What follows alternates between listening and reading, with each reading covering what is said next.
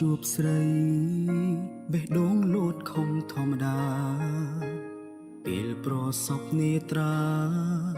មានអារម្មណ៍ថាអភ័យពេលដែលបាននៅក្បែរខ្ញុំរំភើបចិត្តពេកក្រៃនាងគឺជាអ្វីៗដែលខ្ញុំប្រាថ្នារាល់ពេលនឹកដល់នាងខ្ញុំតែសុំលឹងមើលព្រះច័ន្ទផ្ញើសេចក្តីស្រឡាញ់ផ្ញើស្នាមញញឹ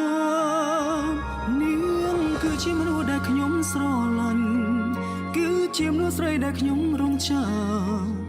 ស្មោះស្ម័គ្ររាប់រយពាន់ឆ្នាំមិនប្រែប្រួលឡើយទោះបីយើងព្រាត់ក៏ព្រាត់ជាតិគ្នា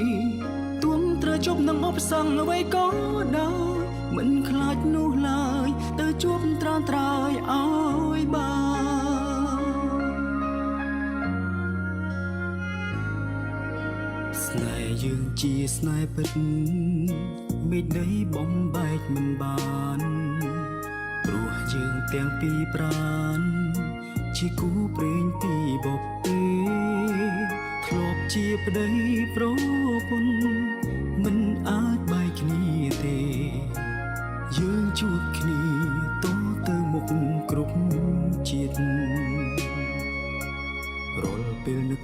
ដល់នាងខ្ញុំតែសុំលឹងមើលព្រះច័ន្ទផ្ញើសេចក្តីស្រឡាញ់ផ្ញើស្នាមញញឹមនាងគឺជាមនុស្សដែលខ្ញុំស្រឡាញ់គឺជាមនុស្សស្រីដែលខ្ញុំរំចាំស្មោះស្ម័គ្ររាប់រយពាន់ឆ្នាំមិនប្រែប្រួលឡើយទោះបីយើងព្រាត់ក៏ព្រាត់ជាតិគ្នាទោះត្រូវជប់នឹងឧបសគ្គអ្វីក៏ដោយមិនខ្លាចនោះឡើយទៅជួបត្រាត្រាយឲ្យបាន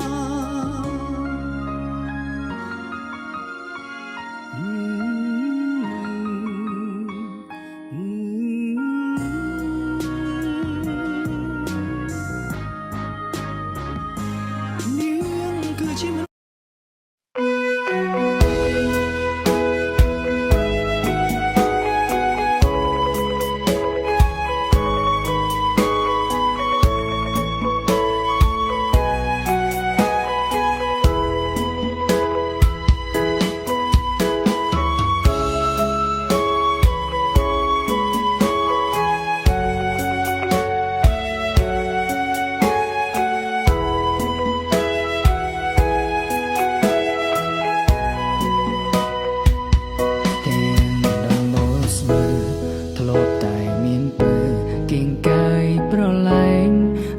សៀលកងភ្នំបងងាវមុននេះឯង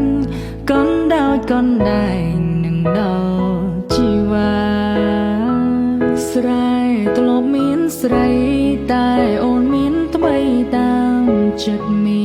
ដាគេចេះទឹកលុយចូលភ្លើងស្នេហា